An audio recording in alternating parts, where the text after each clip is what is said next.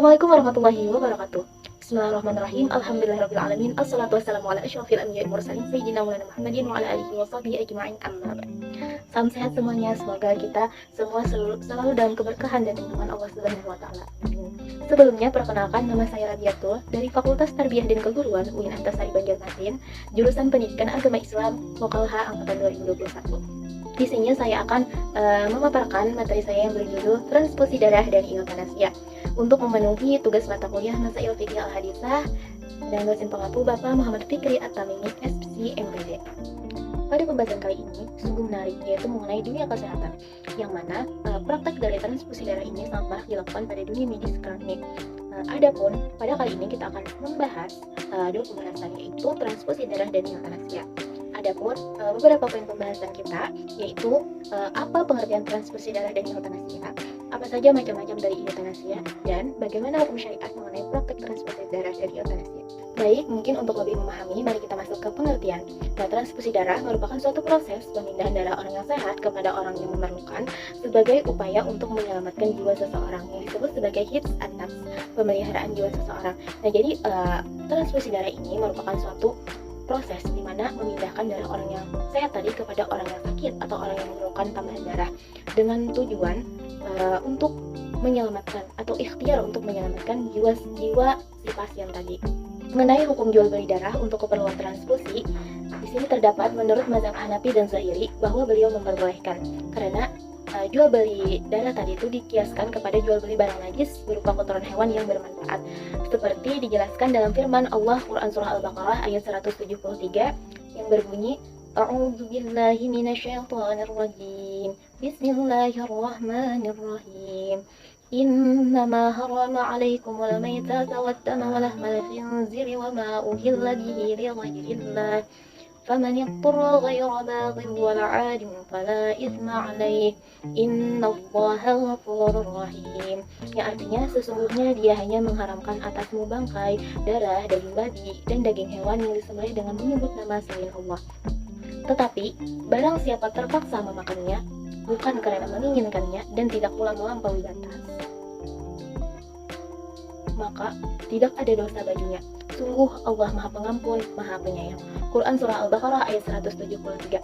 Nah, dalam konteks ayat Al-Quran ini bahwa dijelaskan Allah mengharamkan bangkai, darah, daging babi, dan lain-lainnya untuk dimakan. Namun apabila seorang itu terpaksa, tidak melampaui batas, dan tidak pula menginginkannya, maka itu diperbolehkan. Jadi karena darah ini sangat bermanfaat bagi kemaslahatan umat manusia, maka diperbolehkan saja menggunakannya. Walaupun darah ini termasuk najis mutawassithah, tetapi karena darah yang sangat banyak manfaatnya bagi kemaslahatan umat manusia, maka itu diperbolehkan saja menggunakannya. Jadi transfusi darah ini diperbolehkan dalam pandangan syariat Islam. Mengenai jual beli darah untuk keperluan transfusi, yang mana dalam konteks jual beli darah ini dana yang diperoleh tersebut digunakan untuk pemeliharaan darah, seperti halnya untuk menggaji para dokter, para perawat, dan keperluan medis serta alat-alat yang diperlukan untuk memelihara darah tersebut. Nah, jika darah tersebut dijual dengan bertujuan untuk kepentingan komersial atau mencari untung lebih, misalnya nih meletakkan darah tersebut harganya yang fantastis yang mengakibatkan orang yang memerlukan ini berat untuk membelinya, nah maka itu tidak diperbolehkan dalam syariat.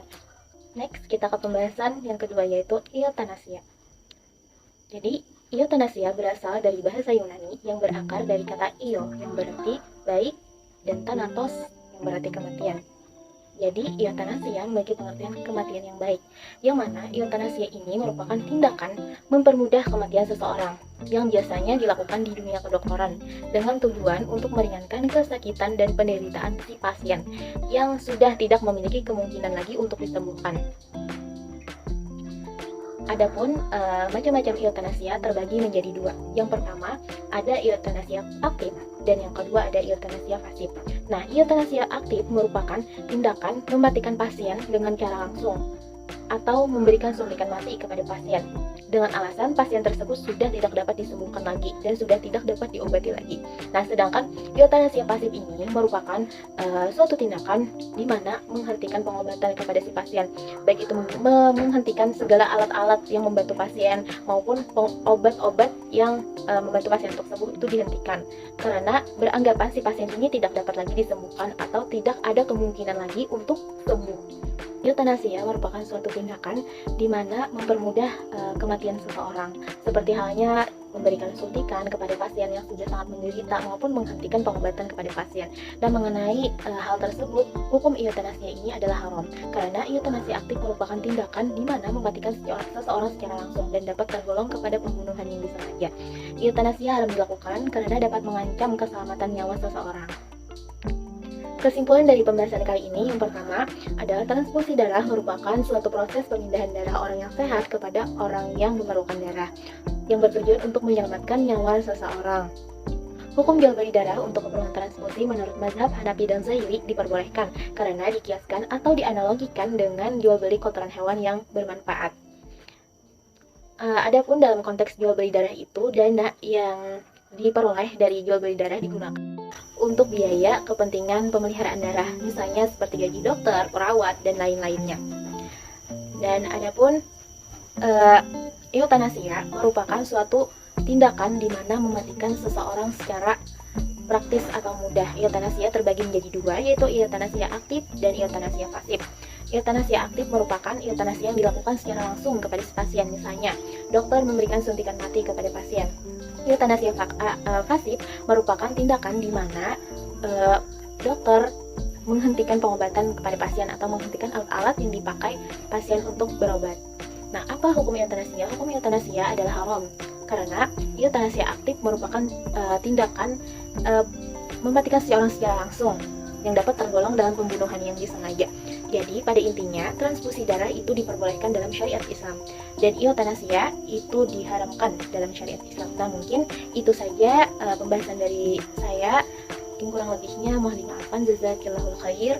Wassalamualaikum warahmatullahi wabarakatuh.